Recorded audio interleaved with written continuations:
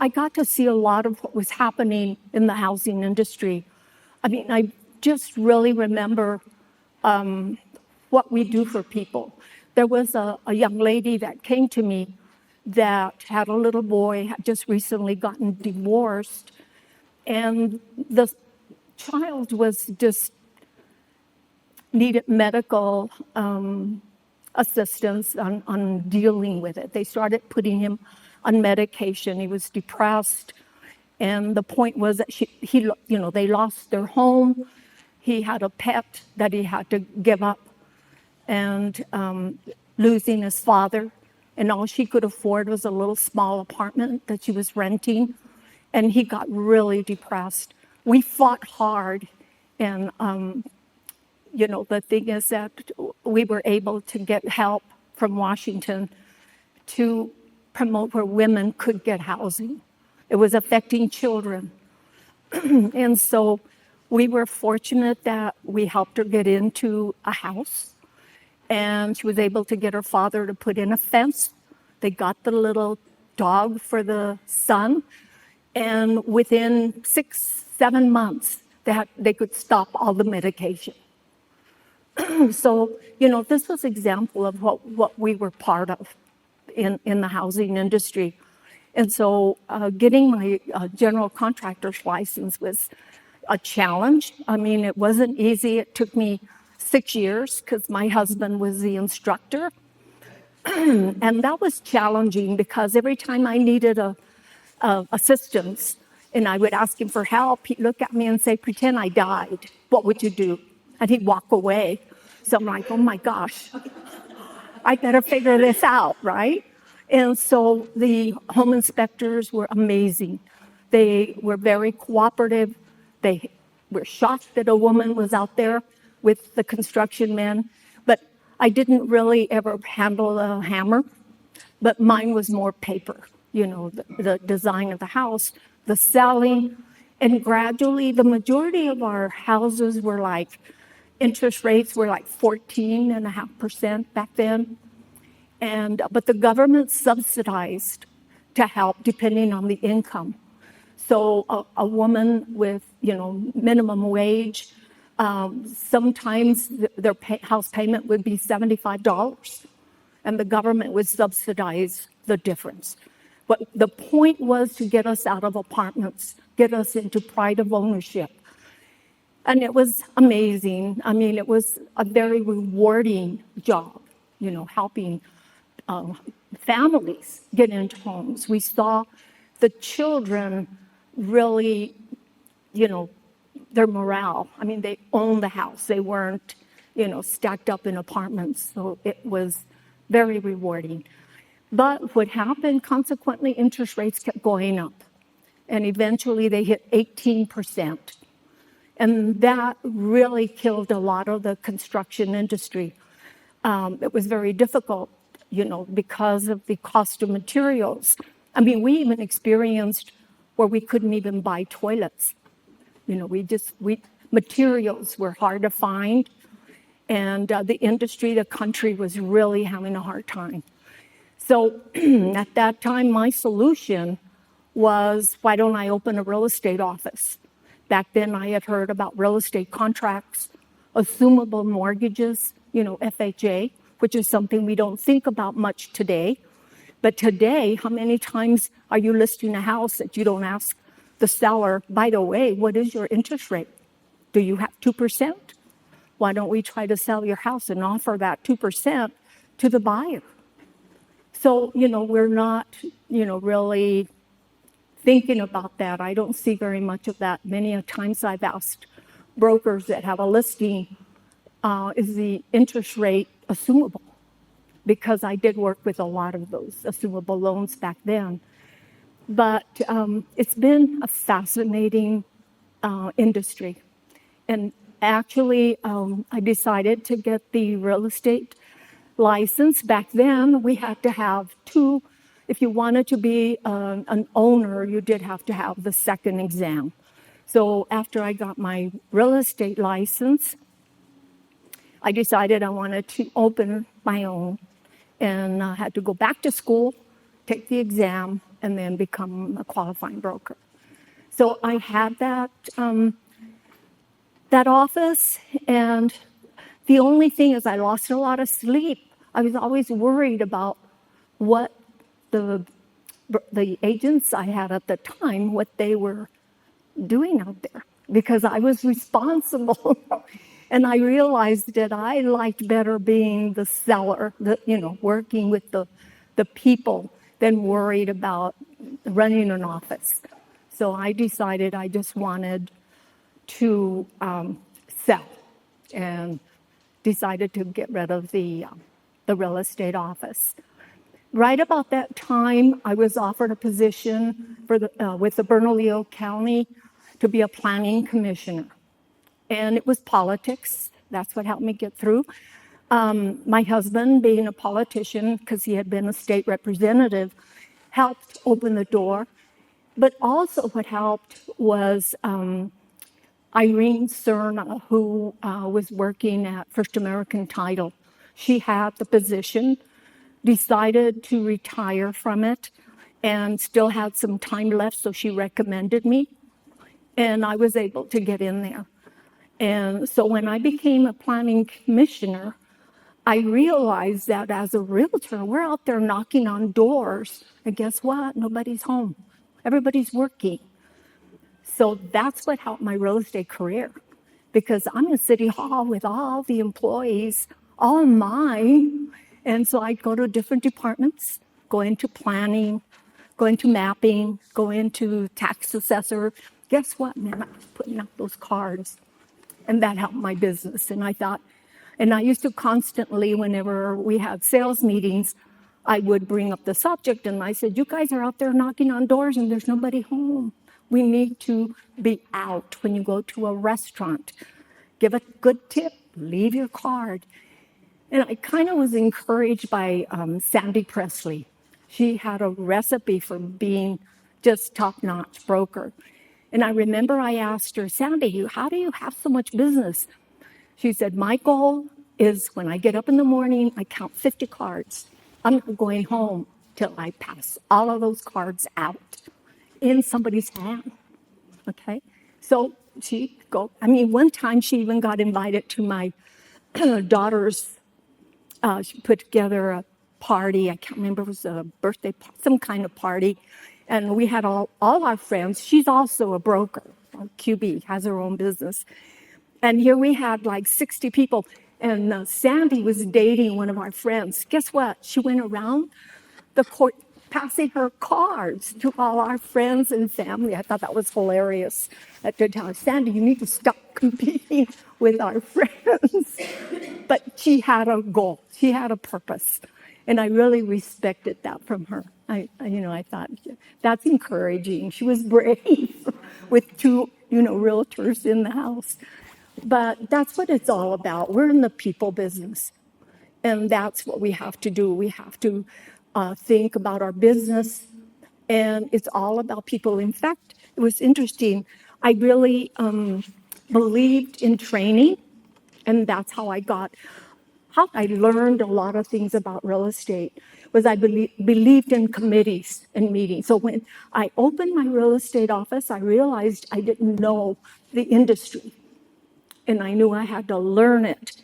And the only way I was going to learn it, since I didn't go into an established real estate office, was to attend classes here at GAR. In fact, the first time I had to renew my license, I think I had something like 80 hours. But I was trying to learn.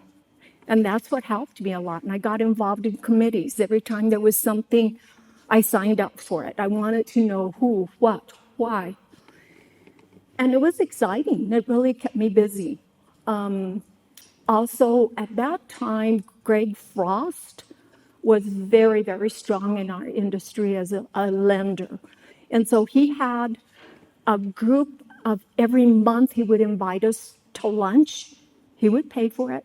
And I think there was like 30, and he'd rotate realtors and teach us about financing, what it was, how to figure out the PITI, so that when we were with a buyer and it was, on a Saturday evening, you can't get a hold of a lender. So we knew how to do all that. And so he was instrumental in helping me be more confident in what I was doing when I was talking to a buyer about mortgages. Not that we pretended to be lenders, but we had the information we learned. And so back then, he mentioned Mike Ferry, a trainer. And some of you probably know his son, Tom Ferry. I got to see Tom as a boy out there on stage. But I did sign up with Mike Ferry, and we would go to the conference once a year. And I did sign up for their training. I did have one of their trainers. Back then, I think it was $1,000 a month. And that was a lot of money back then. But, you did have a coach. You had somebody pushing you. And our goal at the time was 50 to 60 transactions a month. I mean, a year, not a month, a year. But it was like, every month you had to visit to find out what your goal was, what you were doing. So you were always on. You always had a schedule. You always knew how many contacts you had to make. And so, I think a lot of that helped. And one was Tony Robbins. He came to Albuquerque. Back then, we didn't have to watch him on YouTube. You would see him in person. But I just read something that he said, and I love the words. And he said, the world is constantly changing, and businesses that thrive aren't the ones that react. They're the ones that anticipate, innovate, and evolve before the market forces them to. And this is something that I love about GAR, that, our membership here, we're always being, taught what is happening to kind of look at the future, the changes, and there's a lot of changes. The other thing is passion sparks innovation. It strengthens relationship. It turns obstacles into opportunities. Because at the end of the day, business isn't about numbers. It's about people. And when I stood up there in front and I watched all of you as you walked in and you embraced each other, yet who would know that we're in competition? I mean, two of us could land up going to the same interview for a listing, and yet you walk out the door and you have that respect for each other. So I have a passion for my industry. I absolutely love it. And I see that all of us are always willing to help. You ask a top producer, how do you do it? It's okay. They'll sit down with you and share. And that's the beauty of it, and that's what helps our industry. What I'm seeing and have seen in the past is a lot of competition, a lot of changes, and there's more to come, especially with AI. It's going to be so fast because when I started, our lockbox was a long key, about that long. We didn't have MLS. It was the catalog. So, it took longer to process to learn properties. You had to drive around, preview properties to be able to describe it, because whenever you saw the ad in the book, it was probably maybe an inch. And that's all you could read. So you actually had to preview properties in order to know the inventory. And so it has changed, and it's going to change even more. We had a board meeting yesterday, and now one of the things that I never knew, that we have groups that are out there constantly interviewing different software companies, so that GAR is concerned about giving us the best tools. That's what our membership pays for, is provide us with the tours. We don't have time to go around looking, but we're depending our leaders to put that for us and test it and find out, if it's best than what we're using. So I think we'll continue to change, and we need to welcome it, embrace it, and I think that's what I have to say. Awesome. Thank you. Are there any questions? I want to know about catalogs. So, like, all of the listings would be in a book, I'm sorry. The catalog you said for listings, like Yeah. somebody would print that weekly? No, it wasn't every week because it was a little costly. I think it was probably so long ago, probably monthly because it was pretty thick. And to get it printed and get it out, I think So you might be able to go through and go look at the house. then you had to call to find out if it was still on the market. Yes, we had to call. It was every 2 weeks. A question? What year did you become a realtor, and were there other women in the industry, and how was that for you? Okay, repeat. No, the book is done every 2 weeks, I remember. Oh, that was Barb Maddox, yeah. She said every few weeks. 2 weeks. I did. No, I said, what year did you become a realtor? Were there other women, and how was that for you being either the only or, one of not very many? It was, In real estate? yeah. Well, the first time I tried to get a license, okay, I got my license in '89, but in the early '80s, I did sign up for a real estate class, but I walked in and they were all men. There weren't any women. And I was very intimidated, and I think I only attended maybe 5 classes and I gave up. And it was the same thing in construction. When I took my exam, I think there were 200 men and 2 women. So it's been a challenging industry, but really worth it. One of the things that a lot of brokers don't understand why builders used to cringe when it was a realtor coming in because of the amount of commission we charged. Back then, we were members of the Home Builders National Association, and when I went to one of the national meetings, they informed us that the builder's profit average is 7%. 7% profit when you looked at the risk they take for 9 months. They would make a contractor agree to build a house today based on today's prices. But what happened by the time it was finished, there was a big difference in price. And that's why you see so many builders, file bankruptcy. And that was why they didn't like to work with us because of the amount of fees that we were charging. But, back in the day when fees were set, we were selling $40,000 homes. Well, it makes a big difference from 40 to 500,000, So that's why they have a hard time with us. And it was when I got into both businesses that I realized what the challenge was and why it's hard. Some people, young, new brokers ask me, where can I get more business? One of the things I can suggest is contacting new home builders. They need us because a lot of them, they were actually a framer. He might have been a plumber. He might have been, doing texture or whatever. And they decide, and like we did, we were electrical contractors back in the 60s.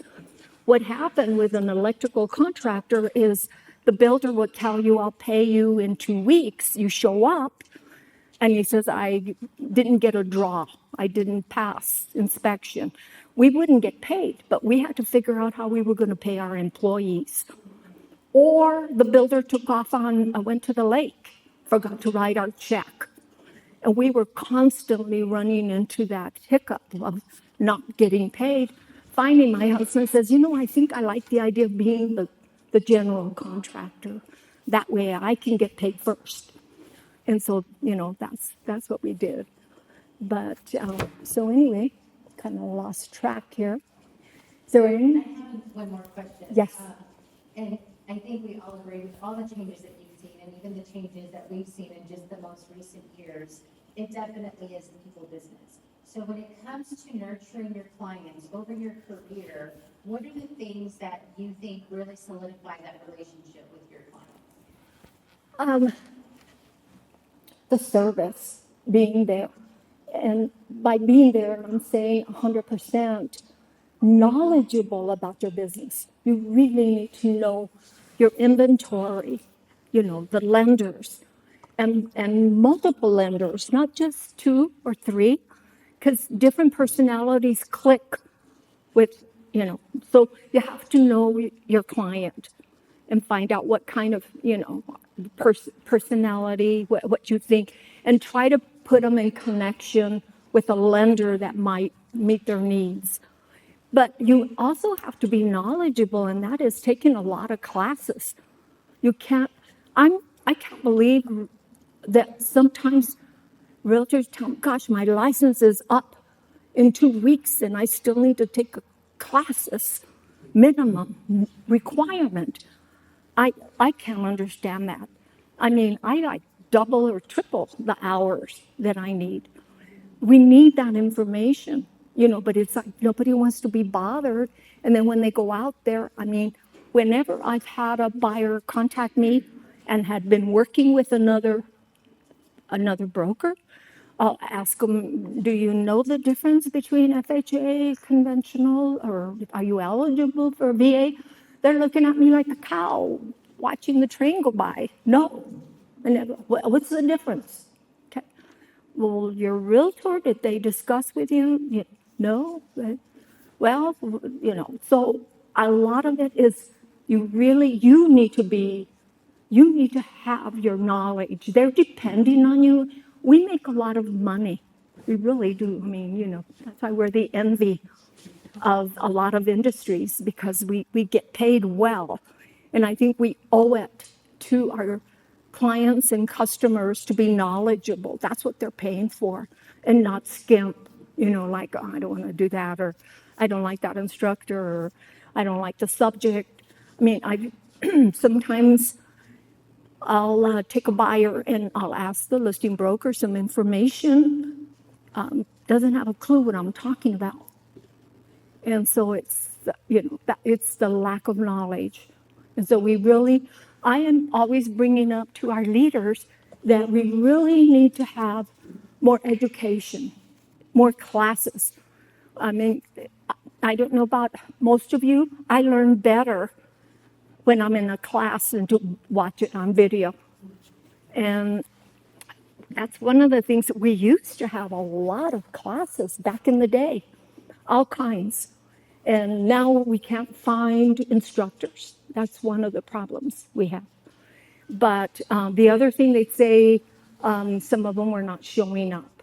It was a disappointment for an instructor to make the time to block out and then land up with a handful of students that would, they didn't think it was worth their time. But I think we need to become, more aware of the skills that, training. It's okay to pay a little bit and have somebody teach you. One of the things we used to do back in the day too was do shadowing. I don't know if very much of that's done today. So, there's a lot to learn. And it's all just, it's not just get your license. I mean, now I'm shocked that they get their license and they're just waiting to see if they can go open their own office. Then they have a team.